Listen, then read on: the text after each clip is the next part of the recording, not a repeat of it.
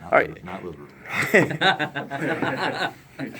This Florida State team gives a lot of people problems because of their length and size. Yep.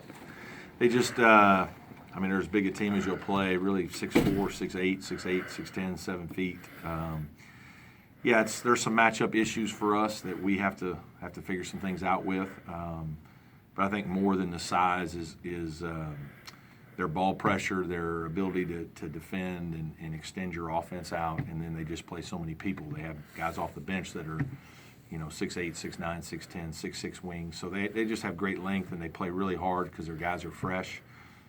Really a big key to the game will be offensive execution. When you watch teams play against them, it's really hard to get into the flow of your offense and play the game with good rhythm. You've actually out-rebounded your last two opponents. Is that going to be the biggest challenge for Florida State? It'll be a big challenge for sure. They're a good rebounding team, obviously with great size and length, as we've talked about, and we're going to have to block out and hold positions. Some of that, too, is we can't get beat to where we're in rotations, because then it's really bad in terms of size matchups. So we got to keep the ball as best we can in front of us and try to make them, make a few shots. And then when they miss, we got to be able to keep them out of the lane as best we can to get the rebounds. And you've had some pretty good success at their place. Anything to attribute that to? No, it's Georgia Tech and Florida State are always a little different just because you play each other twice every year, and a couple of years we've played each other 3 times, and in a league where it's a little bit bigger, and you don't always know the tendencies of every team, as well, because you only play them once a year. When you play teams 2 and 3 times a year like we've played these guys, I think we all just kind of know each other, and it's really about executing and getting your guys comfortable to play well. But we have had a little success down there. Hopefully that'll continue. And when you play at Florida State, I know you described it in the past, they're kind of a team because of their length and all. It's kind of almost annoying especially the kind of style offense you run. Can you talk about how it is to try to deal with that from coaching philosophy and also? Well, it's hard. Players? Because you can't simulate it in practice. Yeah. There's no way to simulate the speed, the size, the things they take away in terms of just vision. They take away your vision, and they probably make you play faster sometimes than you want to play in terms of getting you sped up with the dribble. And I think you've got to be very careful about that. At the same time, you have to take some advantages when you have them, because you're trying to beat them down a little bit and get some chances ahead of their defense, so you don't have to play 5-on-5 the whole game. So it's a fine line between running and being opportunistic when you have numbers and have chances, but at the same time not just going down there and getting in a track meet with a team that is full of terrific athletes and great depth. Do you think Jerron looks forward to a matchup against somebody like Dwayne Bacon? That's two of the premier small forwards in this league. I don't know how much those guys will head-to-head be on each other.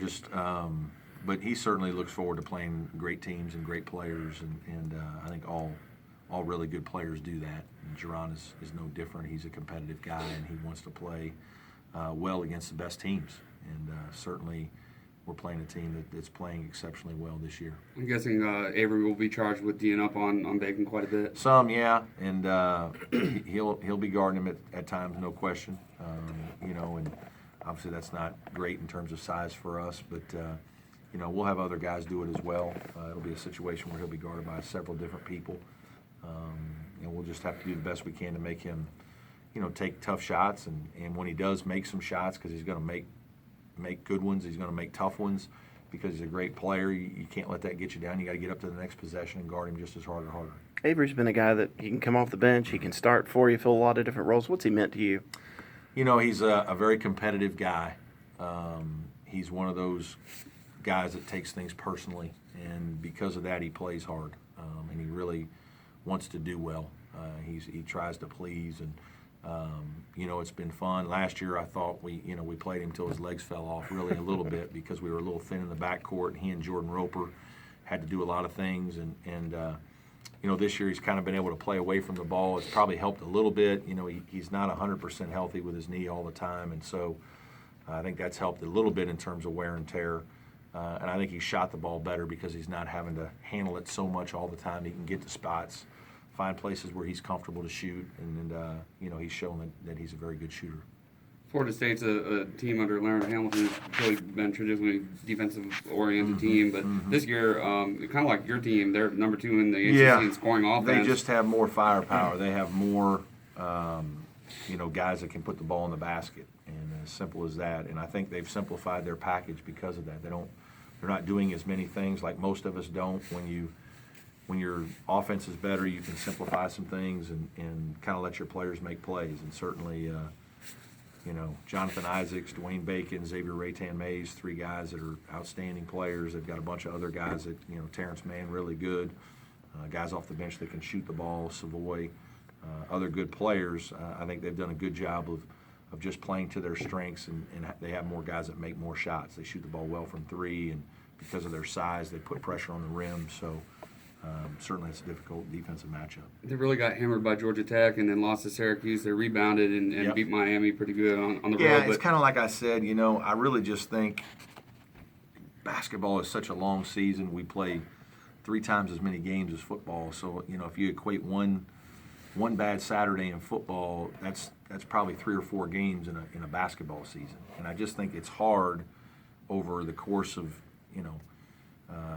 4.5 months to not think that your team's not going to have a bad week or 2 weeks. I just don't know if it's possible with the kind of competition that we play, that your guys aren't going to be a little overconfident one night, or maybe the other team's playing really well. You don't handle some things as well. And any team in this league can beat anybody. There's just no question that the depth of talent and the quality of coaching is such that if you're not in a good place as a team and you're not playing really good basketball, you're probably going to have a hard time winning. And, they had a tough week after beating 5 of the top, 5-1 against the top 25 teams, I think. Something unheard of. They just had one bad week, and if you watch the Miami game, you see they've rebounded from that, and their second half of the Miami game was unbelievable. How is City's knee doing after the game? He's better. He's still not all the way there, but he's better. I'm really proud of the way he gritted it out. He was, he had to fight through some pain, I think, to play, and but I thought his toughness showed. I thought he made a couple of really good defensive plays. He had the really good hustle play where he tipped one in, and the added depth in the post against Lammers was something we needed.